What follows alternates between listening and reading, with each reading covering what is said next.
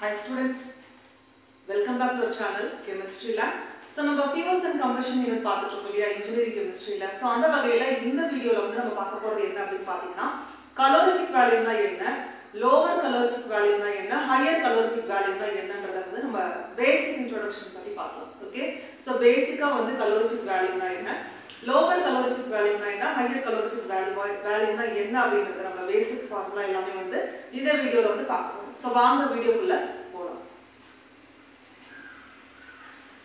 So நம்ம பார்க்க போறது என்ன அப்படினு பாத்தீங்கன்னா calorific value. So calorific value னா என்னன்றத ஃபர்ஸ்ட் பார்க்கலாம். Total amount of heat liberated when a unit mass of fuel is burned completely. அதாவது ஒரு fuel வந்து நம்ம burn பண்றோம், எரிக்கிறோம் அப்படினா அப்ப வந்து என்ன ஆகும்? நமக்கு வந்து heat வந்து liberate ஆகும், வெளியேறும். வெப்பம் வந்து வெளியேறும். அப்போ total amount of heat liberated எவ்வளவு total amount of heat வந்து liberate ஆகுது when a unit mass of fuel is burned completely. ஒரு குறிப்பிட்ட mass of fuel வந்து ஃபுல்லா வந்து burnt ஆகுது, கம்ப்ளீட்டா burnt ஆகுது அப்படினா எரியுது அப்படினா அப்போ வந்து எவ்வளவு amount of heat வந்து liberate ஆகுது அதுதான் வந்து நம்ம calorific value அப்படி நம்ம சொல்றோம். ஓகேவா? சோ இதான் வந்து calorific value. அதுக்கு அடுத்து units of calorific value. calorific valueக்கு என்னென்ன units இருக்கு அப்படிங்கறத பார்க்கலாம். சோ ஃபர்ஸ்ட் வந்து கலோரி. ஓகே? அதுக்கு அடுத்து கிலோ கலோரி. இது ஒரு யூனிட். அதே மாதிரி British thermal unit BTU. So இது ஒரு யூனிட். அதே மாதிரி சென்டிகிரேட் ஹீட் யூனிட் CHU. அதாவது சிம்பிளா சொல்றதுனா CHU centigrade heat unit. So இது எல்லாமே வந்து calorific valueக்கான யூனிட்ஸ். ஓகே?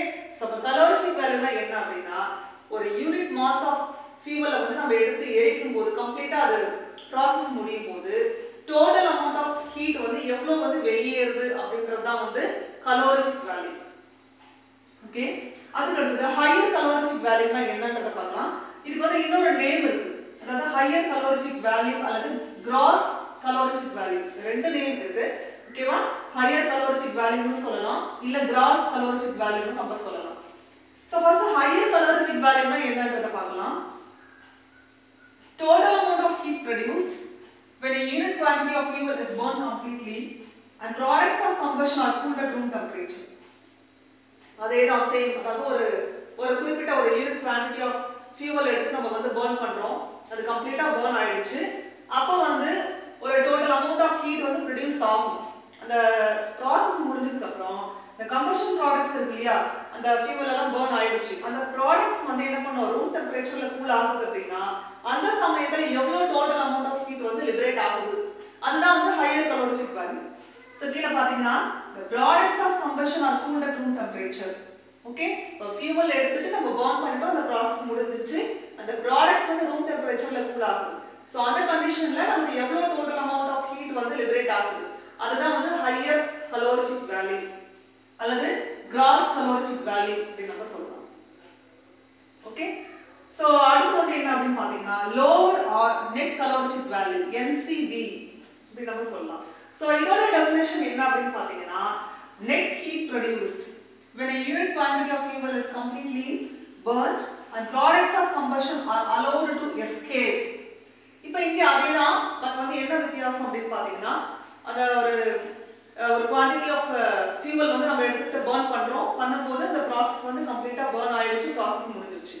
அப்ப அந்த products வருது இல்லையா, அந்த combustion products, சோ அது எல்லாமே வந்து என்ன ஆயிடும், allowed to escape ஆயிடும். சோ அப்ப வந்து எவ்வளவு ஹீட் வந்து ப்ரொடியூஸ் ஆகுது அதுதான் வந்து lower calorific value. Okay? So இங்க பாத்தீங்கன்னா ஹையர்ல the combustion products வந்து room temperature-ல cool ஆகுது, இது வந்து combustion products are allowed to escape. அப்ப வந்து ஹீட் எவ்வளவு வந்து லிபரேட் ஆகுது, ப்ரொடியூஸ் ஆகுதுன்றது தான் வந்து lower calorific value. Okay?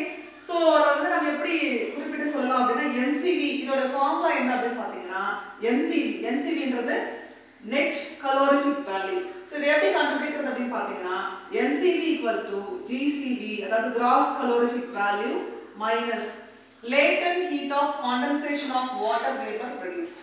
condensation of water vapor produced னா the gas particles எல்லாமே என்ன ஆகும், கண்டென்ஸ் ஆகி நமக்கு லிக்விடா மாறும் இல்லையா, லிக்விட் டிராப்லெட்ஸா மாறும் இல்லையா. சோ அதுதான் வந்து நம்ம latent heat of condensation அப்படி நம்ம சொல்றோம். ஓகே? சோ So அப்போ gross calorific value minus latent heat of condensation of water vapor produced.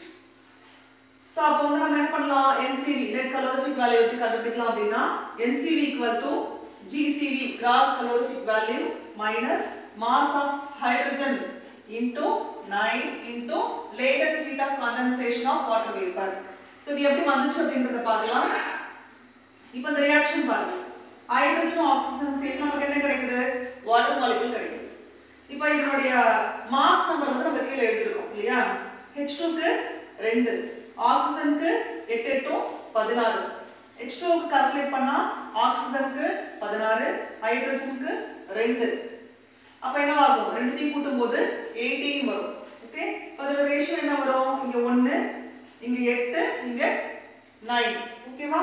So அப்போ GCV minus mass of hydrogen into 9 into latent heat of condensation of water vapor. அப்ப இத வச்சு நம்ம calculate பண்ணலாம். அப்ப NCV equal to GCV minus 9/100 hydrogen. இப்ப ஹைட்ரஜன்ன்றது எதை குறிக்குது இந்த இடத்துல, இந்த ஃபார்முலா அப்படின்னு பாத்தீங்கன்னா percentage of hydrogen in the fuel. இப்போ எரிபொருள்ல ஹைட்ரஜனுடைய percentage என்ன, அதுதான் வந்து இந்த ஃபார்முலால நம்ம போட்டுருக்கோம். அப்ப 9/100, 9ன்றது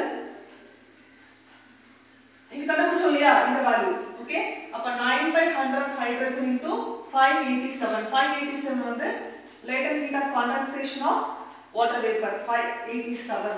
ஓகே, அப்ப NCV equal to GCV minus 9/100 வந்து நம்ம கால்குலேட் பண்ணா 0.09 வரும். Okay, hydrogen into 587. சோ இதுதான் வந்து சிம்பிளான ஒரு பேசிக் ஃபார்முலா, அதாவது NCV வந்து கண்டுபிடிக்கிறது. ஓகே, so இது வந்து lower or net calorific value NCV. Okay, so அப்ப இந்த வீடியோல வந்து நம்ம பேசிக்கா வந்து பார்த்திருக்கோம் calorific value னா என்ன, higher calorific value னா என்ன, lower calorific value னா என்ன, அதாவது net calorific value. அந்த net calorific value எப்படி கால்குலேட் பண்றதுன்றத சிம்பிளா வந்து இந்த ஈக்குவேஷன் வச்சு நம்ம பார்த்திருக்கோம். ஓகேவா? சோ இதோட கண்டினியூ இது அடுத்த வீடியோல வேற ஒரு டாபிக் பத்தி பார்க்கலாம் இதே யூனிட்ல. சோ இந்த வீடியோ பிடிச்சிருந்ததுன்னா லைக் பண்ணுங்க, கமெண்ட் பண்ணுங்க, ஷேர் பண்ணுங்க. ப்ளீஸ் கெமிஸ்ட்ரி லேர்ன் சேனலுக்கு மறக்காம சப்ஸ்கிரைப் பண்ணுங்க, சப்போர்ட் பண்ணுங்க. ப்ளீஸ் ஸ்டூடண்ட்ஸ் வந்து நீங்க பிளேலிஸ்ட் போய் வாட்ச் பண்ணுங்க. இன்ஜினியரிங் கெமிஸ்ட்ரி அப்படின்னு போட்டு ஒவ்வொரு யூனிட்டுக்கு நேரா இன்ஜினியரிங் கெமிஸ்ட்ரி அப்படின்னு போட்டு இந்த யூனிட் பாத்தீங்கன்னா engineering chemistry fuels and combustion, அதுக்குள்ள போனீங்கன்னா என்னென்ன டாபிக்ஸ் அந்த யூனிட்ல இருக்கோ எல்லாமே வந்து வந்துடும். ஓகேவா? சோ அப்போ நெக்ஸ்ட் வீடியோல வந்து நம்ம இக்னைஷன் டெம்பரேச்சர் பத்தி நம்ம பார்க்கலாம். Okay, thank you.